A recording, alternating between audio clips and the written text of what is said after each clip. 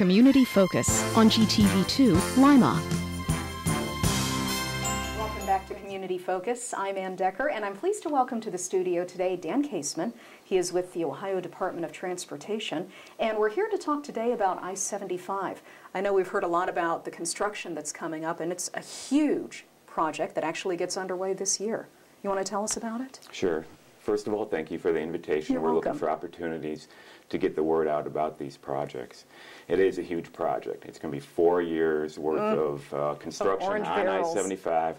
Yes, so that's why we're trying to get the word out now so people can plan. It's actually going to start this year and within the next month probably. You're going to see some heavy equipment out there in cranes and orange barrels. And the first year will consist of replacing the Reservoir Road Bridge over 75 as well as the 4th Street Bridge over I-75.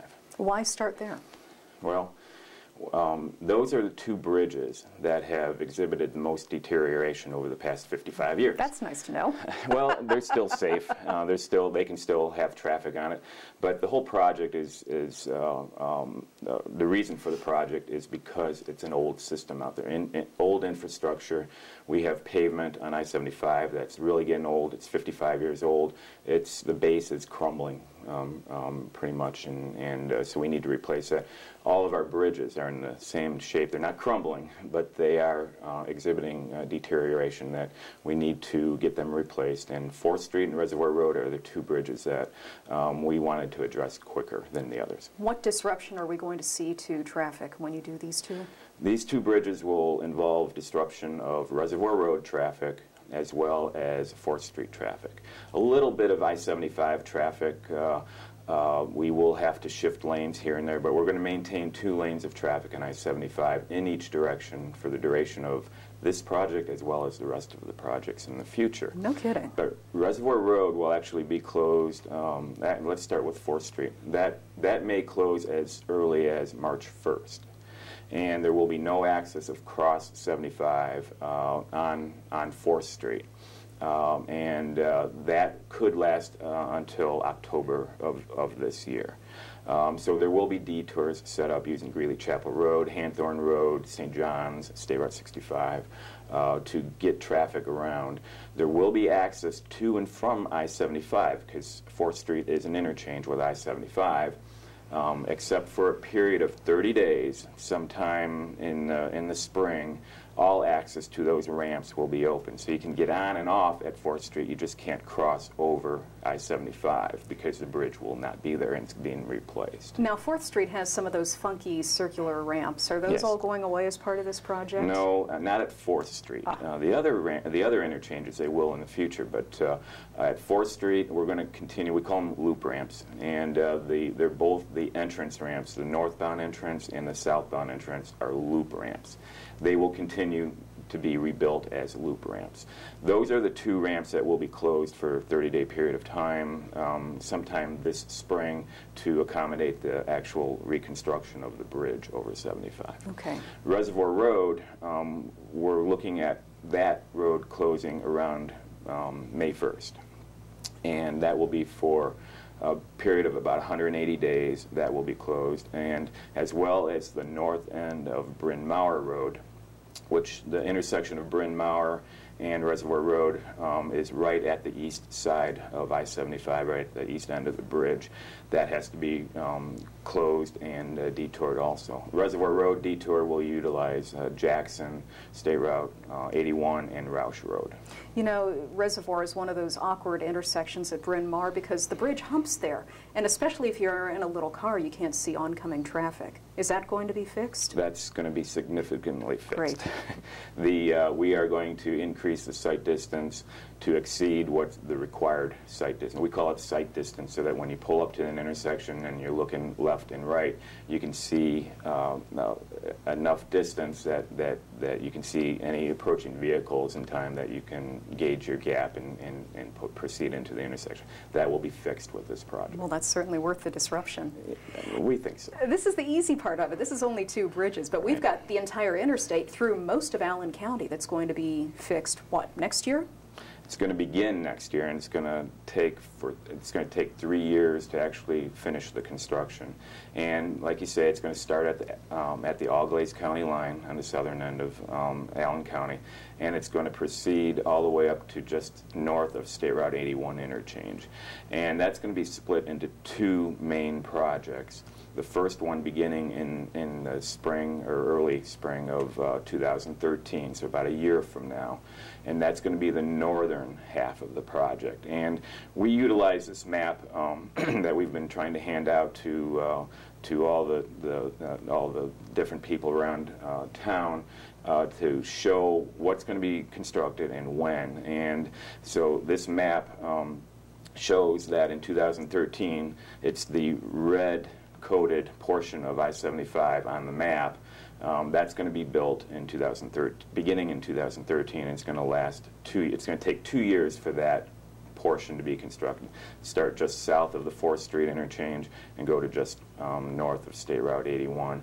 It's going to include all pavement replacement, all overhead and mainline bridge replacements, interchange replacements and upgrades. And we have some significant changes to the interchanges at State Route 309 as well as State Route 81. What are you doing? At State Route 309, we're going to, that right now has some of those funky ramps too, the loop ramps, that we're going to simplify that interchange. It's got 6 ramps there right now. It's got actually several entrance ramps and a couple of several exit ramps. We're going to standardize that to a simple 4-ramp diamond interchange.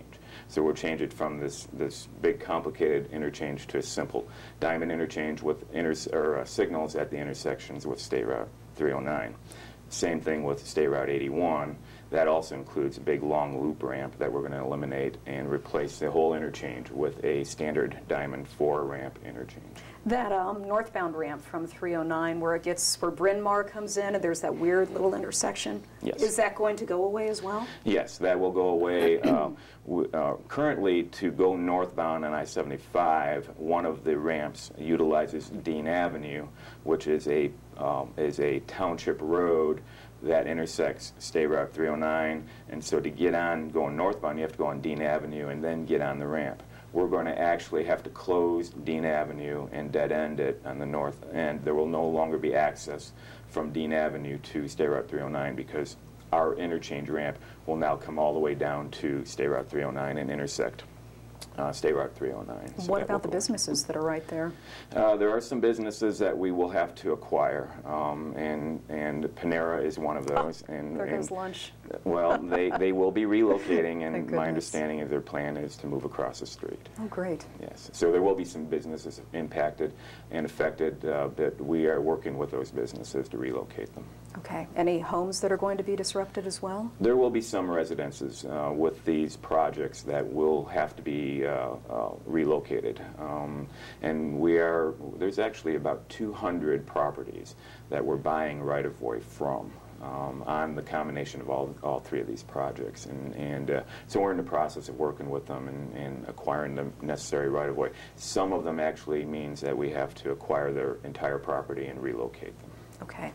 We've discussed the area from 4th Street up to 81. What about south of there to the county line? Okay, south of there to the county line, that's going to start in 2014. The northern section is going to take 2 years. Okay, so that will go through 2014. The southern section will start in 2014 and take 2 years also. So there'll be 1 year in there, 2014, that all 9 miles, roughly 9 miles, is going to be under construction. And it's going to be the same thing. We're going to replace all the pavement, all the bridges, all the overpasses, as well as the crossroads, do some work at the crossroads. There will be some significant impact to traffic, local traffic, on the southern section because we will be having to close a couple of overpasses for a significant period of time, that being Hanthorne Road and McLean Road overpasses. And the reason we need to close them is because part of the project involves flattening some of the curves on I-75. There are a couple of real sharp curves on I-75 where we have to flatten them and shift them, and they're right at, those overpasses are right there, and so we have to close the overpasses for 2 years to accommodate that. In general, though, you're trying to make things easy on the motoring public. Yes, yes, because we are going to maintain on I-75, we're going to maintain 2 lanes in each direction open for probably 99% of the time. There will be some periods of time where you may have to bring it down to 1 lane, but for the most part, 2 lanes in each direction. We're also going to require that the contractor not impact 2 consecutive interchanges at the same time. So if they're closing ramps at, say, State Route 309 interchange, we're going to make sure the State Route 81 interchange is open as well as the 4th Street interchange is open, so that people don't have to travel too far to get on or off of I-75. We're going to see some changes to the median as well, aren't we? That's correct.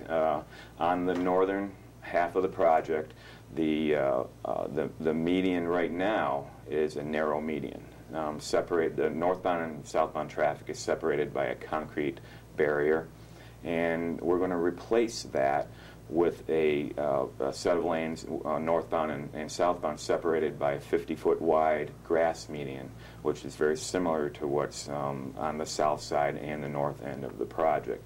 The reason we're doing that is because with these projects we're actually not adding a 3rd lane in each direction because it's not warranted and it would be too expensive to fit in with this project. But we want to make sure we accommodate future construction of that 3rd lane when it is warranted. And so by actually building the northern part of the project and moving the lanes out at this time, we're going to actually be able to fit the 3rd lane in each direction in the median with very little impact to any adjacent properties. Oh, great. One other aspect of this project that I think is nice is that you're worried about the aesthetics, how it's going to look, and we're actually working the Real American Strength logo into what we're doing. Yes, our Deputy Director, Kirk Slusher, has been working with the branding committee ever since it got started. And so we're incorporating the branding logo as well as the Real American Strength brand into the aesthetics of this project. Brees Road and Reservoir Road. As you approach Brees Road from the south, you'll see on the bridge above Lima, Allen County, and then on the wings of the bridge you'll see Real American Strength as well as the gear logo on the 4 corner posts of the bridge. And then on Reservoir Road, if you're driving in the southbound direction, you'll see the same thing. And then on the other bridge overpasses, on the corner post, we'll have the gear logo on each one of those corner posts. In addition to that, we will be having using form liners to make it look like the bridges are laid up stone, and they'll have a nice gray color to them as well as some white contrasting colors. So all the bridges are going to be aesthetically pleasing. Nice, and some nice landscaping around it too. Absolutely. Wonderful. Yes. I'm looking forward to that. You are getting the word out to people. I know you and your co-workers are welcome here at GTV on a regular basis to keep people updated, but you've also made an effort with social media as well. Yes. Rhonda Pease is our Public Information Officer, and she is putting a plan together for our district to make sure the public is informed on a regular basis. We want to use all the social media tools. Facebook, we will have a Facebook account that updates the public on the project. Twitter account, we'll have a Twitter account. As well as we will have a website, easy website that people can come to and find out what's going on with the project on a regular basis. And we appreciate your invitation to come here because that will be a very good tool for us. Great, and we hope to see you in the future. Thanks for coming in today. Okay, thank you, Ann. Dan Kaseman from ODOT. I'm Ann Decker, and this is Community Focus on GTV2.